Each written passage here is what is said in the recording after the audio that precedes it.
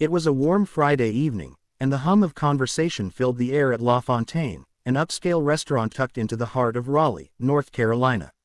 The clinking of glasses, soft footsteps of servers, and faint strains of jazz from a corner piano created an ambiance of refined indulgence. Deborah, a 25-year-old waitress with a quiet demeanor and an unmistakable spark in her eyes, moved swiftly between tables, balancing plates and smiles. To most patrons she was just another face in uniform, but inside she carried dreams bigger than the luxurious dining room around her. Deborah's passion wasn't serving tables, it was music. Ever since she was a child, the piano had been her refuge, a place where she could express every joy, every sorrow, and every unspoken thought. But dreams don't pay the bills, and working long shifts at La Fontaine was a necessity, a stepping stone toward the music academy she longed to attend. Few knew about her talent except for the restaurant staff, who occasionally caught her stealing moments at the old upright piano in the back room during breaks. That night, as the evening rush began to settle, the door swung open and in walked Leonard Grayson. Instantly recognizable, the wealthy entrepreneur made an entrance like he owned the room, flanked by a few equally polished companions.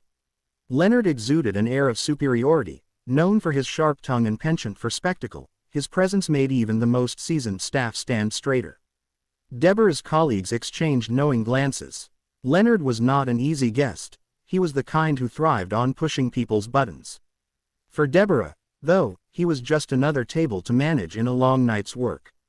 But this wasn't going to be a normal evening. As Leonard scanned the room, his gaze landed on Deborah. Something about her seemed to catch his attention, a momentary pause, then a smirk.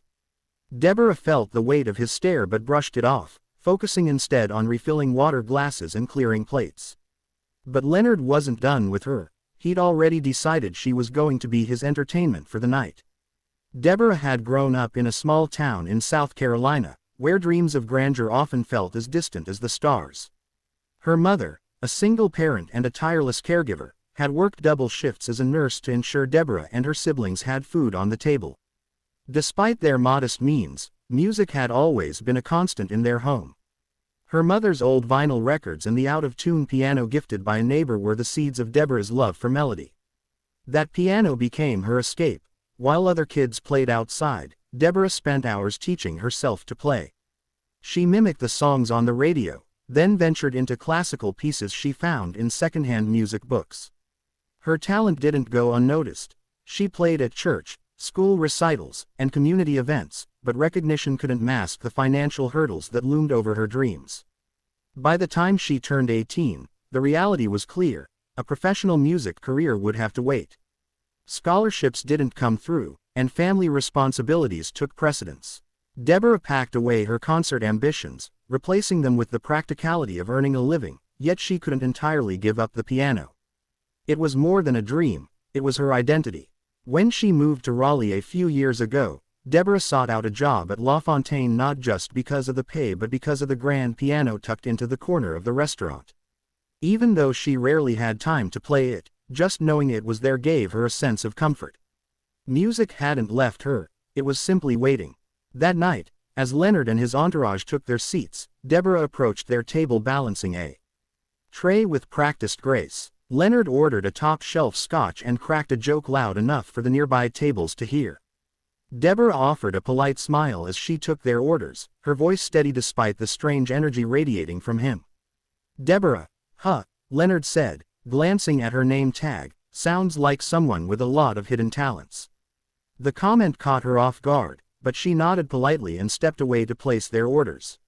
She didn't notice the knowing grin he shared with his companions, nor the way his eyes followed her every move. But Leonard wasn't just observing, he was planning, and Deborah would soon find herself at the center of a spectacle she never asked for. The night carried on like any other, with the hum of laughter and silverware filling the room. Deborah kept her pace steady, avoiding Leonard's gaze as she moved between tables. She'd dealt with difficult customers before, but something about him felt different. Not just rude but calculated. His presence loomed like a shadow, making her uneasy in a way she couldn't quite shake. By the time the appetizers were served, Leonard had already started his performance, though not the kind Deborah expected. He held court at his table, loudly recounting tales of his success and peppering in jabs about people who lacked ambition. His entourage laughed dutifully while other diners shot annoyed glances in his direction. Deborah tried to stay focused on her tasks, but as she returned to his table with a bottle of wine, Leonard caught her off guard. "Tell me, Deborah," he said, his voice cutting through the noise, "what do you do when you're not carrying plates? Surely a young woman like you has dreams." His words stopped her mid-step. Deborah hesitated, then gave a careful answer. "I play piano, sometimes," she said softly, hoping to keep it brief. Leonard's eyes lit up, and a sly smile curled across his lips. "A pianist, huh, how fascinating. Why don't you give us a little performance?" Deborah froze. The room seemed to quiet, the weight of his words hanging in the air. "Oh, I couldn't," she said quickly, forcing a nervous laugh. "I'm just here to work tonight." But Leonard wasn't about to let it go. "Nonsense," he declared, his voice booming. "There's a piano right there in the corner. Show us what you've got. Surely a future star like you isn't afraid of a little audience." His companions chuckled, clearly enjoying the show. Other diners turned their heads, curious about the commotion. Deborah's chest tightened. She could feel the heat of their stares, the silent judgment waiting to unfold. She wanted to say no, to walk away, but Leonard's challenge hung in the air, daring her to rise to it or crumble under its weight. "I really shouldn't," Deborah stammered, glancing around for support, but even her colleagues seemed hesitant to intervene. Leonard leaned back in his chair, sipping his scotch with a smirk. "Ah, I see," he said mockingly. "All talk, no talent. That's disappointing." The words hit like a slap. Deborah's hands clenched at her sides. She wasn't one to seek confrontation, but the way he dismissed her, like she was a joke, a nobody, cut deeper than she expected. Her mother's voice echoed in her mind. "Never let anyone make you small, Deborah, you're bigger than they'll ever know." A moment of silence stretched between them. Deborah glanced at the piano, then back at Leonard. His smug expression dared her to take the bait, and against her better judgment, she did. "Fine," she said, her voice steady but low. "I'll play." The room bristled with anticipation as Deborah walked toward the piano, each step carrying the weight of both fear and defiance. The dining room seemed to hold its breath as Deborah approached the gleaming grand piano, the soft glow of the chandelier above casting a spotlight on her, isolating her from the murmuring crowd.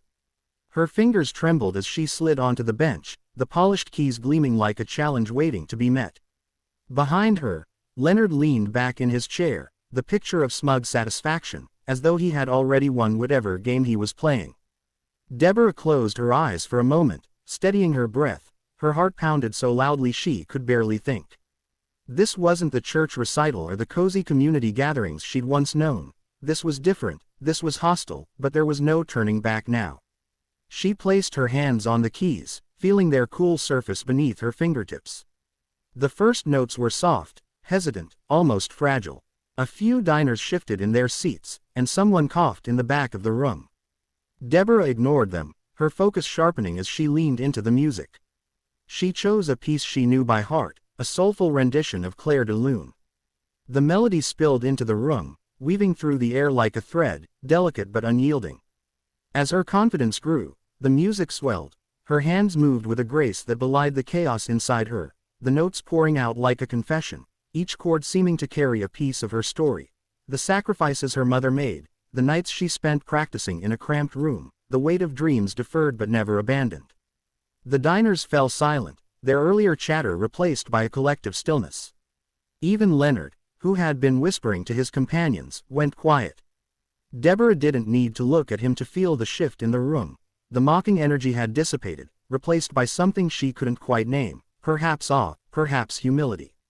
The music soared, and Deborah let herself go. For the first time in what felt like years she wasn't a waitress or a struggling dreamer, she was simply herself, an artist. Her fingers danced across the keys, drawing out emotions so raw and vivid they seemed to hang in the air like smoke. By the time she struck the final chord, the room was utterly still. For a moment there was no sound, just the lingering resonance of the piano. Deborah sat frozen, her hand still resting on the keys, unsure of what would come next. Then, as though released from a spell, the audience erupted into applause. The sound was thunderous, reverberating off the walls and filling the room with a warmth Deborah hadn't expected. Some diners stood clapping with a fervor that brought tears to her eyes. Her coworkers, who had been watching from the sidelines, joined in, their faces lit with pride. Leonard, however, remained seated.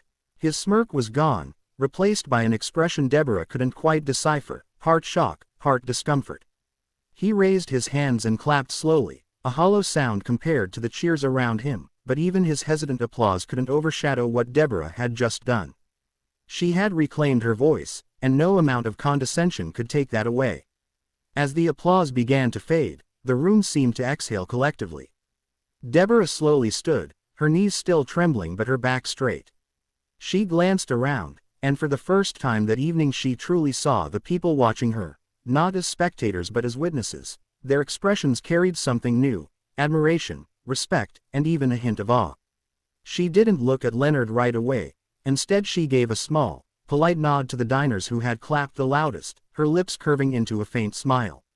It wasn't pride she felt but relief that she hadn't let fear silence her. But then, as though magnetized, her gaze shifted to Leonard. He was still seated, his hands clasped in front of him on the table, the confident smirk he'd worn so brazenly earlier nowhere to be seen. Instead his face was a mask of forced neutrality, as though he couldn't decide whether to admit his misstep or double down on his arrogance.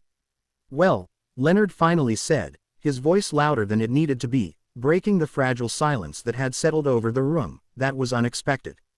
He chuckled lightly, though it lacked its usual bravado. "I suppose talent really does come from the most surprising places." The comment landed like a dull thud. His companions exchanged awkward glances, unsure whether to laugh or stay silent. Deborah tilted her head slightly, studying him. His words were meant to be an olive branch, but they were hollow, weighed down by his inability to truly own the moment. "Thank you," Deborah said, her tone steady and deliberate. There was no warmth in her voice but no hostility either. She wasn't about to let him pull her back into the smallness he'd tried to impose. Her performance had spoken louder than any rebuttal she could offer. Leonard cleared his throat, clearly uncomfortable under the weight of the room's collective gaze. He gestured toward the waiter for another drink, a flimsy attempt to regain his composure. "You've got quite a gift," he added, almost begrudgingly. Deborah nodded once, her gaze unwavering. "Everyone has a gift," she said, the weight of her words deliberate. "It's how you choose to use it that matters." The room seemed to hold its breath again, the subtle sting of her response rippling through the air. It wasn't loud, it wasn't aggressive, but it was enough. Leonard shifted in his seat, his usual air of dominance slipping further with each passing second. The diners began to turn their attention back to their meals, though the energy in the room had shifted entirely. Where there had once been the quiet hum of privilege and pretense, there was now something richer, a shared understanding, perhaps even respect, for the waitress who had reminded everyone of the power of authenticity. But Leonard wasn't just humiliated, he was exposed, and no amount of charm could shield him from the truth. Everyone in the room now saw it. Deborah stepped away from the piano, the weight of the moment settling in her chest. Her colleagues greeted her with quiet smiles and subtle nods of encouragement as she returned to her station. She still had a job to finish, but something about her posture had changed. Her head was held a little higher, her movements more deliberate. Leonard's table had quieted. His entourage, who had laughed so freely at her expense earlier, now avoided eye contact, their conversation subdued. The bravado that once filled their corner of the restaurant had evaporated, leaving only an awkward silence in its place. The night continued, but Deborah felt lighter. Each step she took through the dining room felt more purposeful, her confidence blooming in a way she hadn't expected. As she refilled glasses and cleared plates, patrons stopped her to offer kind words. "You're incredible," one older woman said softly as Deborah set down a coffee cup. "I don't think I've ever heard anything so moving." "Keep going. You've got something special," another man added. "Don't let anyone tell you otherwise." Deborah thanked them with quiet humility, her heart swelling with gratitude. These weren't just compliments, they were validations of everything she'd worked for, everything she'd dreamed of becoming. Leonard, however, was not so gracious. As Deborah approached his table to deliver the check, he looked up at her with an expression that teetered between annoyance and reluctant admiration. "You've made your point," he said, his tone clipped. No need to rub it in. Deborah paused, meeting his gaze directly. It was never about proving anything to you, she replied, her voice calm but firm. I just wanted to play. Leonard had no response. He fidgeted with his drink, his once commanding presence reduced to an awkward shuffle. The power dynamic had shifted completely, and everyone at the table knew it. As Leonard scribbled his signature on the check, one of his companions, a younger man with a softer demeanor, looked at Deborah and said, "You were amazing, truly." The sincerity in his voice caught her off guard, and for a moment she saw a flicker of humanity in a group she had written off as shallow. "Thank you," she replied, offering a small smile before walking away. The night ended with Leonard and his group leaving quietly, their usual grand exit replaced by a hasty retreat. Deborah watched them go, feeling neither triumph nor bitterness. She wasn't thinking about Leonard anymore, her mind was already on the next step. The tips from that night were unusually generous, enough to cover her rent and leave a little extra for the piano lessons she'd been postponing. As she locked up and walked home, the crisp air filling her lungs, Deborah felt something she hadn't felt in years: certainty. She wasn't just a waitress, and she wasn't just a dreamer, she was an artist, and nothing, not mocking words, not financial struggles, not fear, could take that away from her. But as she walked, her thoughts weren't on the night's conflict, they were on the future, where her dreams finally felt closer than ever. Deborah sat on the worn bench in her small apartment, her fingers gliding over the keys of her old upright piano. The sound wasn't as crisp or rich as the grand piano at La Fontaine, but it didn't matter, the music came from her heart, just as it always had. That night something shifted within her, not just a moment of triumph but a realization that her talent wasn't something she needed to hide or justify. It was hers, and it was enough. In the days that followed, the events at the restaurant became something of a local story. Patrons who had witnessed her performance shared the tale, and word began to spread. A few days later, Deborah received a call from a man who had been dining that night, a music producer visiting from Nashville. He wasn't offering fame or fortune, but a chance to record a demo, a step towards something she had only dared to dream of. Deborah agreed, not because she believed it would change her life overnight, but because it felt like a door opening, one she wasn't afraid to walk through. For years she had let fear and doubt whisper lies into her mind, telling her she wasn't enough, that her dreams were too big, but now she saw the truth. Resilience and authenticity were her greatest strengths. The incident with Leonard Grayson wasn't just a humiliating spectacle turned victory, it was a reminder of the power of integrity. Leonard, for all his wealth and bravado, had nothing that could diminish her. He represented every voice of doubt she had ever faced, and she silenced him with nothing but the purity of her craft. To anyone watching her story, Deborah's message was clear: never let someone else define your worth. The world is full of people like Leonard Grayson, people who project their insecurities onto others to feel powerful, but true power comes from staying rooted in who you are and letting your passions speak louder than their ridicule. As she closed the piano lid and rested her hands on the faded wood, Deborah smiled. Her journey was far from over, but for the first time it felt like it had truly begun.